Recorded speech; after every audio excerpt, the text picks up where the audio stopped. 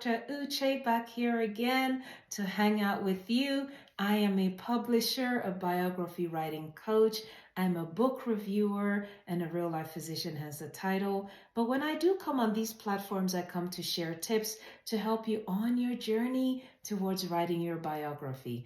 I also do children's book read aloud sessions, and I share and discuss interesting reads from across the diaspora, particularly highlighting works of fiction.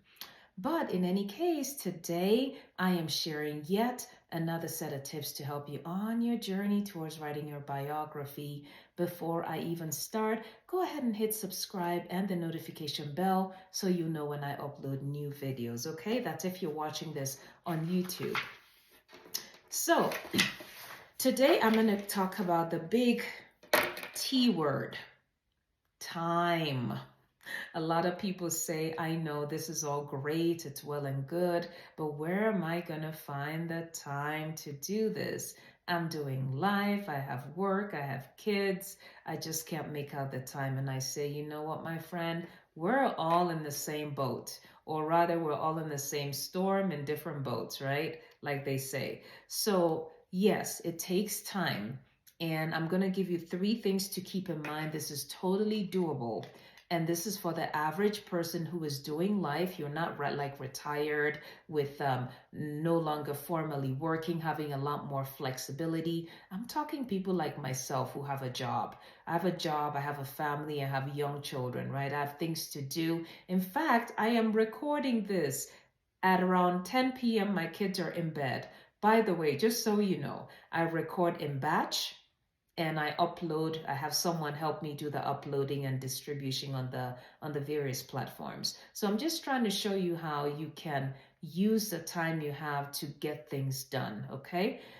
Specifically for writing your biography, the first thing to keep in mind, it will take time, and that's okay. I tell people I coach that think of it as at least 6-month project, minimum 6-month project to get this done. And as long as you make peace with the fact you're not going to do it in a day, because after all, we all went to school or training or something, and we didn't get it all done. We didn't get the degree or the certificate or the diploma in one day, right? It was a process. It was week to week, month to month, test after test, and so on and so forth. And over about 3 to 4 years or more, you finally got that training certificate or diploma or degree or whatever. So we have to do this over a period of time, and that's okay. So you make peace with that. Tell yourself it's going to take 6 months or a year, whatever it is that works for you. Make peace with that. That is okay. In fact, that is my expectation. If you do it in a month or 2, it's not likely going to be a very good one anyway. Okay? So that's the first thing. It'll take time, and that's okay. The second thing, just looking at some notes here, I don't want to forget anything. You have to actually carve out time. So tell yourself, which part of a day do I have protected time? And I started by sharing that I'm recording this at 10 p.m. My kids are in bed. I tell myself 10:30 I have to be in bed because I really protect my sleep and rest time. And it just so happens that tomorrow I'm able to I'm able to sleep until 6:30. So because of that, I can get my 7 to 8 hours of sleep. I'm able to stay awake tonight through 10:30, okay? And then I have to be in bed. So because of that, my kids go off to sleep at 8:30. I have an hour or 2 protected time. When I'm having a typical working day, I usually have to be in bed by 9:30, 10.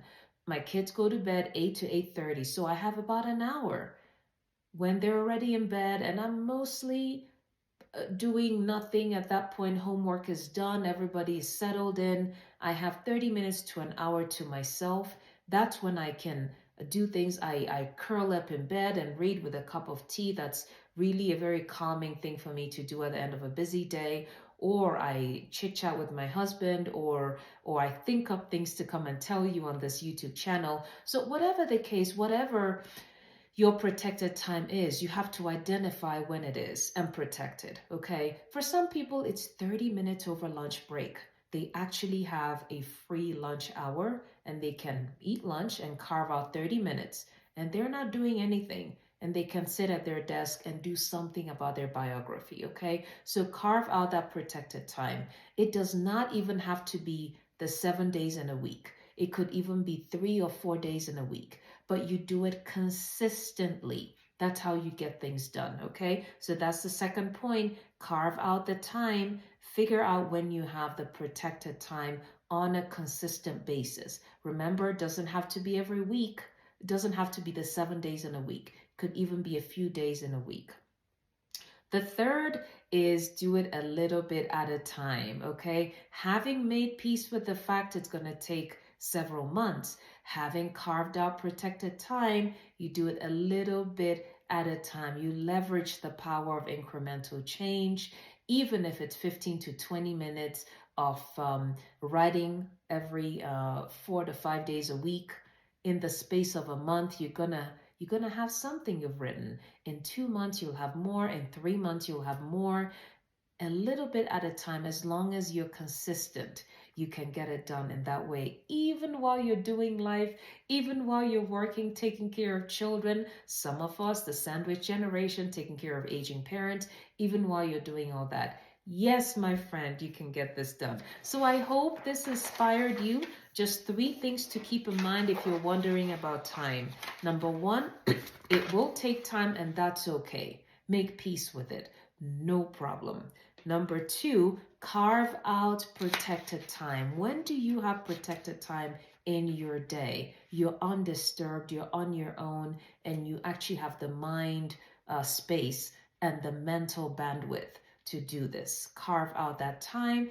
Doesn't have to be 7 days in a week. It could even be 3 or 4 days in a week, but do it consistently. And then number three, do it a little bit at a time. Leverage the power of incremental change. That's all I have today for you. I'm looking forward to meeting you again when I come back to share another set of tips to help you write your biography or a children's book read aloud session or highlighting a work of fiction from across the diaspora. Till then, again, I'm Dr. Uche. You take care and bye for now.